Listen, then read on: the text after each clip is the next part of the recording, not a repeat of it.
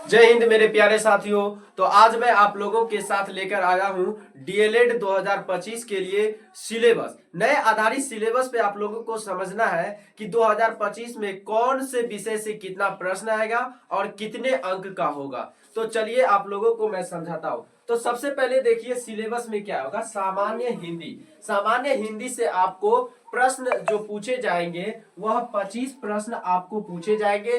कितने अंक के लिए?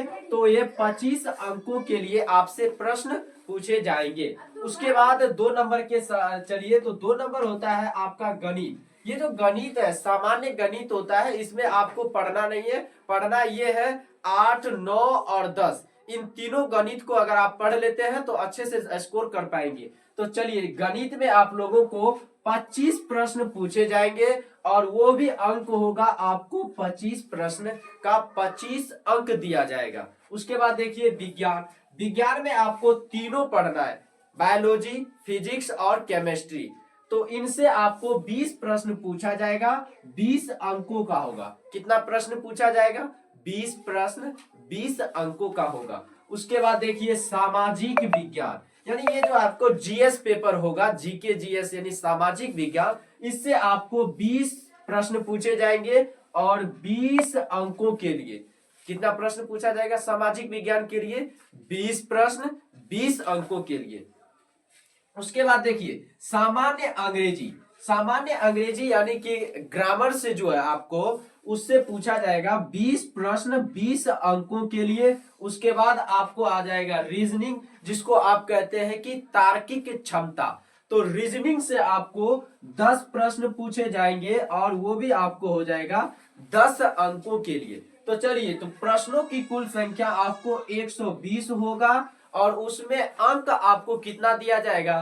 तो अंक आपको जोड़िएगा तो 120 अंक होगा। अब ये एग्जाम आपको कैसे लिया जाएगा? तो इस एग्जाम के लिए आपको जो है सीबीटी कंप्यूटर माध्यम से लिया जाएगा। सीबीटी यानी कि कंप्यूटर बेस्ड टेस्ट होगा, आपको ऑनलाइन देना पड़ेगा एग्जाम। उसके बाद इसमें आपको जो है मिनट दिया जाएगा 150 मिनट। कितना मिनट दिया जाएगा? 150 मिनट। यानी आप इसको जब मिनट को घंटे में काउंट कीजिएगा तो 2 घंटा 30 मिनट आपको समय दिया जाएगा। तो आपको अच्छे से स्कोर करना है। तो चलिए आपको अब इसके बारे में बताते हैं कि सामान्य हिंदी से आपको क्या क्या पढ़ना है। उसके बाद आपको गणित से क्या क्या पढ़ना है, विज्ञान से कौन कौन से अध्याय को पढ़ना है, उसके बाद सामाजिक विज्ञान से कौन कौन से अध्याय से पढ़ना है, अंग्रेजी से कौन से अध्याय से पढ़ना है और रीजनिंग से आपको कौन कौन से अध्याय से पढ़ना है। तो चलिए उसके लिए आप बोर्ड पे देखिएगा और आप समझिएगा।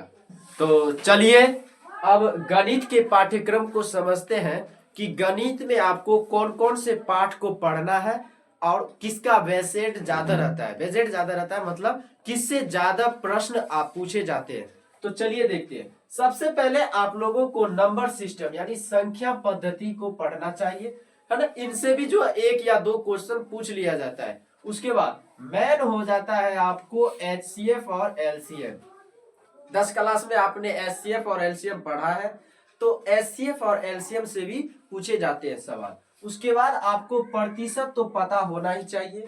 उसके बाद आपको लाभ और हानि पढ़ना पड़ेगा, प्रॉफिट एंड लॉस। उसके बाद आपको औसत यानी एवरेज, एवरेज भी आपको पढ़ना पड़ेगा।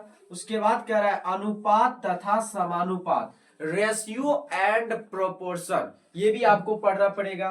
साझेदारी, पार्टनरशिप, ये भी पूछता है डीएलएड में। उसके बाद साधारण ब्याज, सिंपल इंटरेस्ट, ये भी आपको ज्यादा इसका वेटेज रहता है डीएलएड में। तो चलिए उसके बाद देखिए चक्रवृद्धि, ये भी आपको पूछेगा। उसके बाद समय और काम, इनसे भी क्वेश्चन रहता है। समय और दूरी, इनसे भी क्वेश्चन रहता है। क्षेत्र मिति, उसके बाद बहुपद एवं गुणनखंड। बहुपद एवं गुणनखंड को आपने 10 क्लास में जो है उसमें आपने अच्छी तरह से पढ़ रखा है, तो इसलिए बहुपद और गुणनखंड में पढ़ना भी जरूरी है। उसके बाद बीज गणित यानी कि अलजेब्रा, अलजेब्रा से भी 2 या 3 क्वेश्चन पूछ लिया जाता है। 2 चर वाले रैखिक समीकरण से भी आपको पूछे जाएगा क्वेश्चन। द्विघात समीकरण, तो द्विघात समीकरण से भी आपको क्वेश्चन पूछने की वेटेज ज्यादा है क्योंकि ये 10 क्लास का है। तो आप जो एग्जाम दे रहे हैं 12 के बाद दे रहे हैं तो 10 का पूछ सकता है। उसके बाद देखिए समांतर श्रेणी और ये एपी, इनको भी पूछ सकता है। त्रिकोणमिति, ये तो आपको इस पे पकड़ बहुत ही अच्छी होगी क्योंकि आपने 10 क्लास में अच्छी तरह से इसको पढ़ रखा होगा। ज्यामिति, 10 क्लास में चैप्टर होता है निर्देशांक और ज्यामिति, उसे ही कहते हैं ज्यामिति। उसके बाद आपको आ जाता है सांख्यिकी।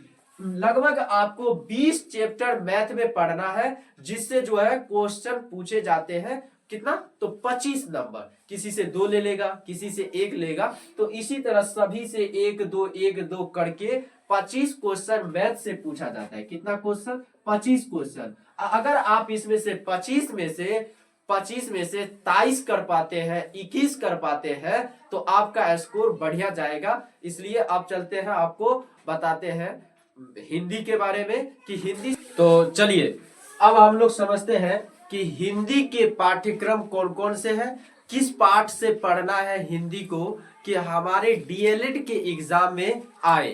तो चलिए सबसे पहले देखते हैं। तो सबसे पहले आपको वर्ण और वर्ण ध्वनि को पढ़ना जरूरी है। वर्ण के बारे में पढ़ना है कि कौन सा वर्ण कहाँ से निकलता है, कौन सा वर्ण व्यंजन है, स्वर है, इन सब के बारे में पढ़ना है। उसके बाद आपको शब्द के बारे में जरूर पढ़ना है जिसको हम लोग कहते हैं शब्द विचार। उसके बाद आपको संज्ञा एवं सर्वनाम को पढ़ना है, इनसे भी हिंदी में पूछे जाते हैं। उसके बाद आप लोगों को आ जाएगा विशेषण एवं क्रिया। उसके बाद अवयव एवं वाच्य, यह हिंदी जो है ना, हिंदी जो है उसके ग्रामर से पूछा जा रहा है, ठीक है। उसके बाद आप लोग को आ जाएगा लिंग एवं वचन, वचन और लिंग से भी पूछा जाता है प्रश्न। उपसर्ग एवं प्रत्यय, इनसे भी पूछा जाएगा आपके डीएलएड 2025 में। उसके बाद कारक एवं विभक्ति, कारक होता है और उसका विभक्ति होता है, इनसे भी पूछे जाते हैं। संधि और विच्छेद, ये तो बहुत ही महत्वपूर्ण है, संधि और विच्छेद। उसके बाद आपको समास एवं उनके भेद। अब समास जो आप लोग पढ़ते हैं ये तो बहुत ही मेन चैप्टर है आपको हिंदी व्याकरण का, है ना। उसके बाद भेद, उसके कितने भेद है। मुहावरा, आप लोग खेलते कूदते समय भी मुहावरा का यूज करते हैं, तो मुहावरा से भी पूछा जाएगा। उसके बाद लोकोक्ति से भी पूछा जाएगा। अनेक शब्दों के लिए एक शब्द, यानी अनेक शब्द होता है उसका सिर्फ एक शब्द होता है, तो इसलिए इससे भी पूछा जाएगा। उसके बाद देखिए पर्यायवाची, यानी एक शब्द का कितना नाम है, उनसे भी पूछा जाएगा। विलोम शब्द, यानी इसको आप लोग उल्टा शब्द भी कहते हैं। विलोम शब्द को क्या कहते हैं? उल्टा शब्द। समानार्थक शब्द, यानी समान अर्थ वाला समानार्थक शब्द से भी आपको पूछा जाएगा। उसके बाद आपको गद्यांश देगा, आप उस गद्यांश को पढ़ेंगे और उनसे नीचे क्वेश्चन लिखा हुआ रहेगा। उसके बाद देखिए वर्तनी संबंध अशुद्धियां, शब्द दिया रहेगा, शब्द में उसमें 4 ऑप्शन में दिया हुआ रहेगा, एक सही रहेगा 3 गलत रहेगा, या 3 सही रहेगा 1 गलत रहेगा, तो उसको चूज करना है कि कौन सा सही है। उसके बाद देखिए वाक्य दिया हुआ रहेगा, अब वाक्य में आपको पता करना है कि कौन सा वाक्य सही है और कौन सा वाक्य गलत है। उसके बाद सबसे आपको मेन होता है अलंकार, ये अलंकार। तो चलिए अब देखिए इंग्लिश का पाठ्यक्रम, तो डीएलएड में इंग्लिश का पाठ्यक्रम को समझते हैं। तो सबसे पहले आपको जो है इंग्लिश ग्रामर में आपको आर्टिकल को अच्छी तरह से पढ़ लेना है, आर्टिकल से क्वेश्चन आएंगे, ठीक है। उसके बाद आपको नाउन, नाउन से भी क्वेश्चन आते हैं। प्रोनाउन, इनको भी पढ़ना है।